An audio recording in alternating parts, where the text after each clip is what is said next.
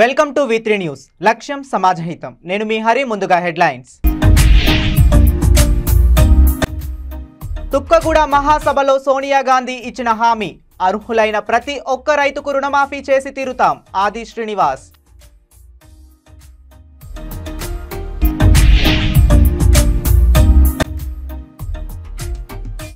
నిన్న 20 అడుగులు ఉన్న గోదావరి నీటి మట్టం ఈ రోజు ఉదయానికి 25 అడుగులకు చేరి ప్రవహిస్తోంది.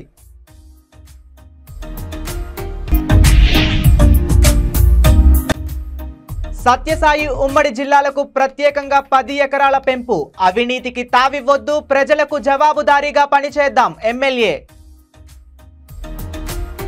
ఇక డీటెయిల్స్ లోకి వెళితే, చిత్తూరు కుప్పంలో నారా భువనేశ్వరి 4 రోజుల పాటు నియోజకవర్గంలో పర్యటించనున్నారు.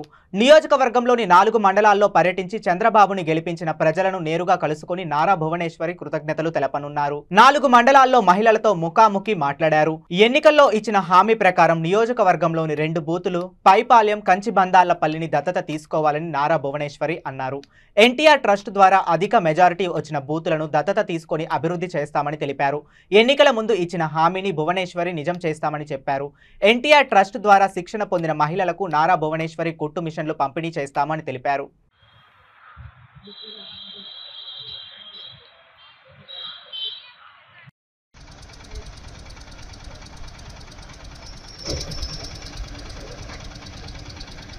నమస్కారాలు తెలియజేస్తున్నాం. ఇప్పుడే గౌరవ ఎమ్మెల్సీ గారు, మా నియోజకవర్గానికి సంబంధించి సమన్వయ కమిటీ అధ్యక్షులుగా ఉన్న శ్రీకాంత్ గారు మన శ్రీమతి భువనేశ్వరి గారి ప్రోగ్రాం గురించి మొత్తం కూడా డీటెయిల్స్ చెప్పారు. చాలా సంతోషం. మేడం గారు ఎప్పుడు ఇల్లు విడిచి బయట రాకుండా రాజకీయాల్లో ఎప్పుడు వచ్చే వ్యక్తి కాదు ఆమె. మీకు అందరికీ తెలుసు, ఆమె నందమూరి తారక రామారావు గారు ఎవరైతే మన పార్టీ వ్యవస్థాపకులు ఉన్నారో వారి ముద్దుల కుమార్తె, తెలుగుదేశం పార్టీ అధినేత, మన ఆరాధ్య దైవం నారా చంద్రబాబు నాయుడు గారి సతీమణి, అదేవిధంగా యువ నాయకులు, రాబోయే కాలంలో మనందరికీ ఆశాజ్యోతిగా ఉన్నటువంటి నారా లోకేష్ గారి తల్లి గారు, ఈ 3 రకాలుగా ఉన్నప్పటికీ కూడా ఎప్పుడు బయట రాలేదు.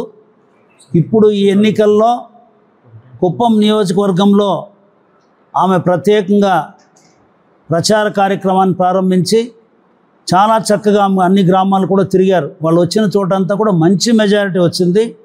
ప్రత్యేకించి మహిళా సోదరీమణులు గతంలో ఎన్నడూ లేని విధంగా తెలుగుదేశం పార్టీకి ఈ 5 సంవత్సరాల్లో వాళ్ళు పోరాటాలు చేయడం కానీ, మున్సిపల్ ఎన్నికల్లో పోరాటం చేయడం కానీ, చంద్రబాబు నాయుడు గారిని అక్రమంగా జైల్లో పెట్టినప్పుడు వీధి మీదకి వచ్చి పోరాటం చేయడంలో మా మహిళా సోదరీమణులు చాలా పెద్దగా మాకందరికీ కూడా స్ఫూర్తిగా ఉన్నారు.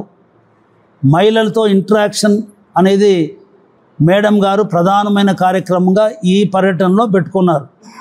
మొదటి రోజు మొత్తం కూడా గుడిపల్లి మండలం, రెండవ రోజు పర్యటన మొత్తం కూడా కుప్పం మండలానికి సంబంధించి, మూడవ రోజు శాంతిపురం, రామకుప్పం చేస్తూ మున్సిపాలిటీలో స్కిల్ డెవలప్మెంట్ సెంటరు కూడా కంప్లీట్ చేసుకుంటూ, 4వ రోజు పిఎస్లో ఎవరైతే విమెన్కి సంబంధించి వాళ్ళు కూడా ఇవన్నీ కూడా మెటీరియల్ డిస్ట్రిబ్యూషన్ కార్యక్రమం పెట్టారు. చాలా సంతోషం. మేడం గారు చాలా శ్రద్ధగా కుప్పం నియోజకవర్గ అభివృద్ధి గురించి మాకు ఎంతో ఉత్సాహాన్ని, ధైర్యాన్ని ఇస్తూ అన్నిటికీ ముందుకు వస్తున్నారు.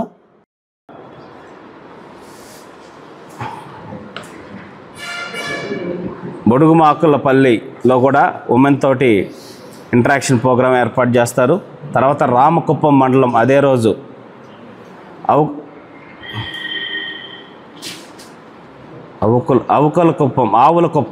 ఆవులకుప్పంలో కూడా ఉమెన్ తోటి ఇంటరాక్షన్ ప్రోగ్రాం ఏర్పాటు చేస్తారు. తర్వాత నారాయణపురం తాండాలో కూడా ఉమెన్ ఇంటరాక్షన్ ప్రోగ్రాము, తర్వాత అరిమానిపేటలో కూడా ఉమెన్ ఇంటరాక్షన్ ప్రోగ్రాము, వీర్నమల్లో కూడా ఉమెన్ ఇంటరాక్షన్ ప్రోగ్రాం, ఇవన్నీ రామకుప్పం మండలంలో ఏర్పాటు చేసే కార్యక్రమాలు. తర్వాత ఫ్రైడే 26వ తారీఖున శివపురం దగ్గర ఏదైతే చంద్రబాబు నాయుడు గారి హౌస్ కన్స్ట్రక్షన్ ఉందో ఆ ఇంటిని విజిట్ చేసి పనులు ఎంతవరకు వచ్చినాయి, దానికి సంబంధించిన సూచనలన్నీ కూడా అక్కడ ఉండేటటువంటి కాంట్రాక్టర్ తోటి వాళ్ళతో మాట్లాడటం జరుగుతుంది. తర్వాత పిఎస్ ఆడిటోరియంకి రావడం జరుగుతుంది. మీటింగ్ అక్కడ మహిళలతోటి ప్లస్ బెనిఫిషరీస్ కొందరితోటి మీటింగు ప్లస్ డిస్ట్రిబ్యూషన్ ఎవరైతే శిక్షణ పొందారో. శ్రీ సత్యసాయి జిల్లా కొత్త చెరువు మండలం లింగారెడ్డిపల్లి గ్రామంలో మొహరం వేడుకల సందర్భంగా 5వ రోజు కావడంతో ఎంతో ఉత్సాహంగా పిల్లలు పెద్దలు ఆలావు తొక్కడం జరిగింది. ఎంతో భక్తితో జరుపుకునే ఈ పవిత్రమైన మొహరం వేడుకలను ఘనంగా జరుపుకున్నారు. ఈ కార్యక్రమంలో గ్రామ ప్రజలు మహిళలు పెద్ద ఎత్తున పాల్గొన్నారు.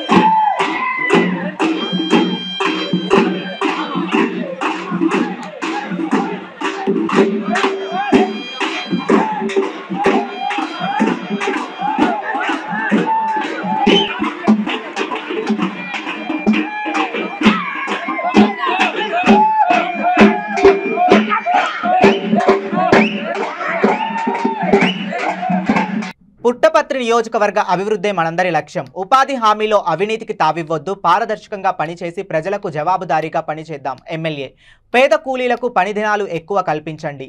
ఉపాధి హామీలో వెనుకబడిన సత్యసాయి జిల్లా. సత్యసాయి ఉమ్మడి జిల్లాలకు ప్రత్యేకంగా 10 ఎకరాల పెంపుపై ముఖ్యమంత్రి దృష్టికి తీసుకువెళ్తా అన్నారు. ఉపాధి హామీ పనులపై అధికారులతో సమీక్ష నిర్వహించారు. ఎమ్మెల్యే పల్లె సింధూరారెడ్డి అభివృద్ధి మనందరి లక్ష్యమని పిలుపునిచ్చారు. పుట్టపర్తిలోని ఎమ్మెల్యే క్యాంపు కార్యాలయంలో డ్వామాపిడి విజయేంద్ర ప్రసాద్ అధ్యక్షత వహించిన పనులపైన ఆ శాఖ క్షేత్రస్థాయి అధికారులతో మాజీ మంత్రి డాక్టర్ పల్లె రఘునాథ్ రెడ్డితో కలిసి ఆమె సమీక్ష నిర్వహించారు. మాజీ మంత్రి డాక్టర్ పల్లె రఘునాథ్ రెడ్డి మాట్లాడుతూ జగన్ ప్రభుత్వంలో ఉపాధి హామీ పథకాన్ని అవినీతిగా మార్చారని గుర్తు చేశారు. ముఖ్యమంత్రి చంద్రబాబు నాయుడు మంచి పరిపాలకుడని, ప్రజల బాగు కోసం పరితపించే ఏకైక నాయకుడు అని కొనియాడారు. ప్రభుత్వ అధికారులు ఎంతో చిత్తశుద్ధితో ప్రజలకు జవాబుదారీతో పనిచేసే విధంగా ప్రభుత్వానికి మంచి పేరు తీసుకురావాలని ఆయన కోరారు.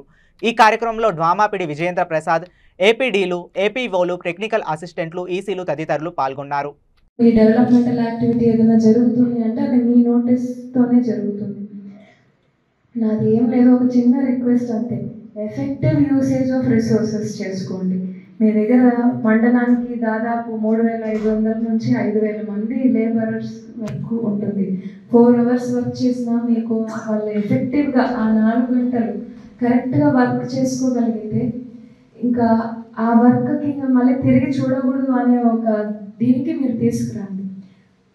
ఈ ఉపాధి హామీ పథకాల్లో మీరు చెప్పినట్టు ఇందాక ఫామ్ పాయింట్స్ తీసుకోండి, ఇలా వేరియస్ యాక్టివిటీస్ ఉన్నాయి కదా. నాకు తెలిసి మీరు ఇవన్నీ చేస్తూ ఉంటారు. నా పర్స్పెక్టివ్ చెప్తున్నాను. మీరు ఇంజనీర్లకు తెలుస్తుంది ఎన్ని రోజులు అవసరం వస్తుంది ఈ కాంపౌండ్ తయారు చేయడానికి, ఎంత లేబర్ అవసరం వస్తుంది అనేది మీరు ముందే షెడ్యూల్ చేసుకొని అది కరెక్ట్ ఆ టైం లిమిట్లో స్పాన్లో అయిపోగొట్టుకుని ఒక ప్లాన్ తయారు చేసుకొని మీరు ఎవరైతే ఆ ఫీల్డ్ అసిస్టెంట్కి ఆ వర్క్ అలొకేట్ చేస్తారో అది కరెక్ట్గా జరుగుతుందా లేదా కరెక్ట్గా మీరు ఆ హెడ్స్ ఫాలో అప్ చేసుకుంటే మనకి ఇందులోనే ఉన్న చాలా వరకు వాళ్ళకి వెళ్ళాల్సిన అమౌంట్ అయితే వెళ్తుంది లేబరర్స్కి, కానీ మనకు వర్క్ పరంగా అది కరెక్ట్గా జరుగుతుంది అనేది ఒక జరిగింది అనుకోండి, మనం మళ్ళీ వెనక్కి తిరిగి చూసుకోవాల్సిన అవసరం లేదు. చాలా నియోజకవర్గాల్లో నేను వినింది అది కరెక్ట్గా అమల్లోకి రావడం లేదు, ఏదో వచ్చి నామకే వాస్తే వచ్చి వెళ్ళిపోతున్నారు ఈ లేబరర్స్ అనేది కాకోకుండా 4 hours రోజులు పెద్ద అమౌంట్ కాదు, పెద్ద టైం కూడా కాదు, వాళ్ళు కరెక్ట్గా చేసుకుంటే మీరు లేడీస్ అయితే లేడీస్తో చేయగలిగే వర్క్ని అట్లా అలొకేట్ చేయండి. అదొక్కటే నా రిక్వెస్ట్. దీనికి ఏదన్నా ఈజియర్ వే ఫాలో అప్లకి అదేమన్నా వాట్సాప్ గ్రూపులు చేసుకొని ఫోటోలు పెట్టించుకోవడము, మీరు ఆ ఫీల్డ్ అసిస్టెంట్తో ఈరోజు జరిగిన వర్క్ ఈ రోజుకి ఈ మంత్లో 10 daysకి ఈ వర్క్ అయిపోవాల్సిందే అనేది ఒక ఎక్స్ట్రానే ఇవ్వండి. 8 days అయిపోయే వరకు 10 days పెట్టండి, కొంచెం టైం లిమిట్ ఎక్స్ట్రా పెట్టే ఇవ్వండి. కానీ ఆ టైం లిమిట్లో ఖచ్చితంగా అది అయిపోయేటట్టు ఒకటి చూసుకోగలిగితే మనం మళ్ళీ ఆ ఏరియాలో వెనక్కి తిరిగి చూసుకోవాల్సిన అవసరము లేదు. ప్లస్ మంచి మీరు ప్రాజెక్ట్ డైరెక్టర్స్గా మీకు ఒక మంచి పేరు వస్తుంది అనేది నాకు ఒక చిన్న నమ్మకం. ఇది ఒకటి ఫాలో అయితే బాగుంటుంది అనే ఒక చిన్న రిక్వెస్ట్. భూపాలపల్లి జిల్లాలోని ప్రముఖ పుణ్యక్షేత్రం కాళేశ్వరం వద్ద గోదావరి నది పరవళ్లు తొక్కుతుంది.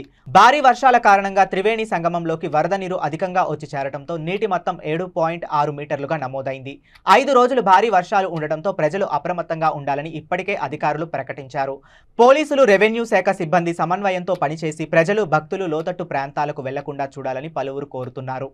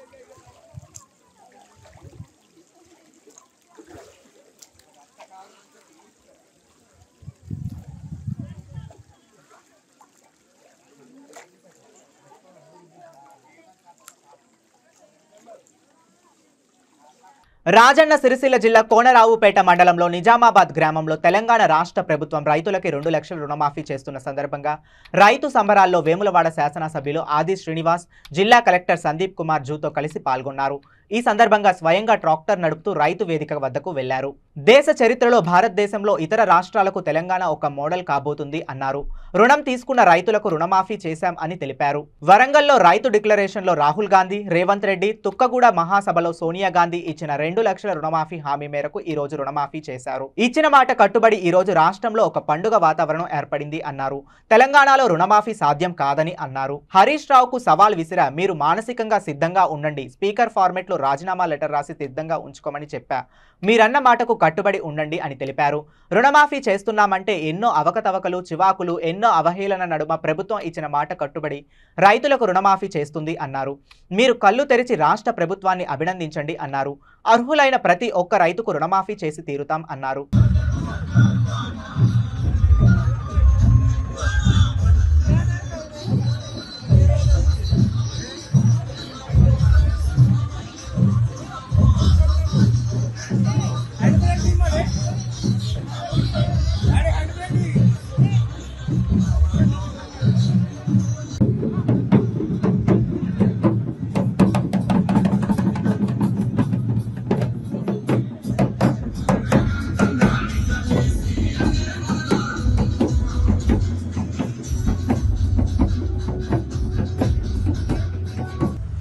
దేశ చరిత్రలోనే భారతదేశంలో ఇతర రాష్ట్రాలకు తెలంగాణ రాష్ట్రం ఒక మోడల్గా రైతులకు ఏకకాలంలో రుణమాఫీ చేసి ఈరోజు సుమారు 7,000 కోట్లు 1 లక్ష రూపాయలు లోపల రుణం తీసుకున్న 11,50,000 పైచిలుకు రైతులకు ఈరోజు తెలంగాణ రాష్ట్ర ప్రభుత్వం రుణమాఫీ చేస్తా ఉంది.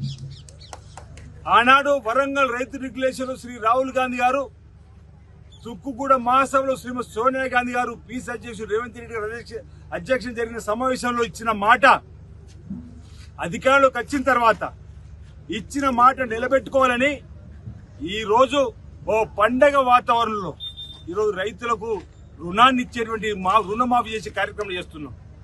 బీఆర్ఎస్ ప్రభుత్వం ధనిక రాష్ట్రంలో అధికారంలో చేపట్టి 2 మార్లు లక్ష రుణమాఫీ అని వాళ్ళు చేసింది కేవలం 21,000 కోట్లయితే 10 ఏళ్లలో కష్టకాలంలో ఉన్నాం.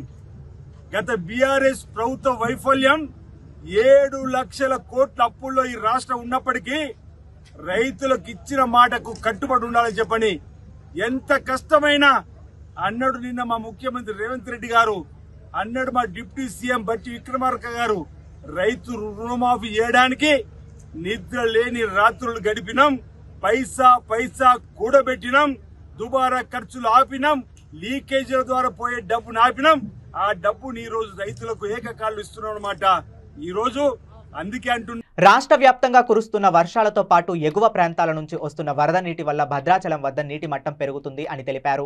ఎగువ ప్రాంతం నుంచి వస్తున్న వారినేటి నీటి వల్ల భద్రాచలం వద్ద గోదావరి నీటి మట్టం పెరుగుతుందని సిడబ్ల్యూసి అధికారులు తెలుపుతున్నారు. భద్రాచలం ఎగువన ఉన్న చెర్ల మండలంలోని తల్లిపేరు జలాశయానికి వరద నీరు భారీగా వచ్చి చేరుతోంది.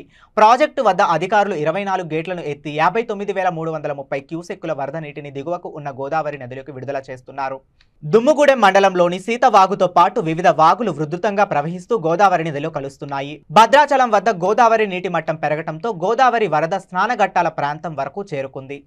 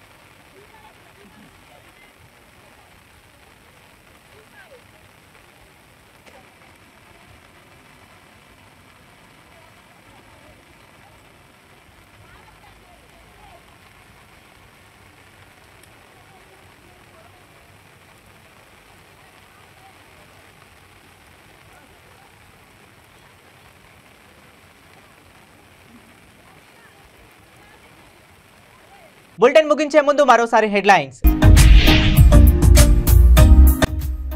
తుక్కగూడ మహాసభలో సోనియా గాంధీ ఇచ్చిన హామీ, అర్హులైన ప్రతి ఒక్క రైతుకు రుణమాఫీ చేసి తీరుతాం, ఆది శ్రీనివాస్.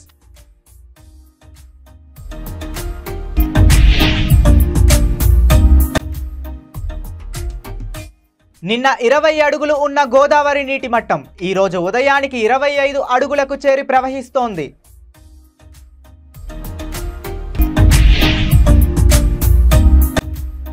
సత్యసాయి ఉమ్మడి జిల్లాలకు ప్రత్యేకంగా 10 ఎకరాల పెంపు, అవినీతికి తావివ్వొద్దు, ప్రజలకు జవాబుదారీగా పనిచేద్దాం, ఎమ్మెల్యే. ఇవి ఇప్పటి వరకు ఉన్న అప్డేట్స్. మరిన్ని అప్డేట్స్ కోసం చూస్తూనే ఉండండి V3 న్యూస్. లక్ష్యం సమాజహితం. ఇప్పుడు కాసేపు ప్రకటనలు.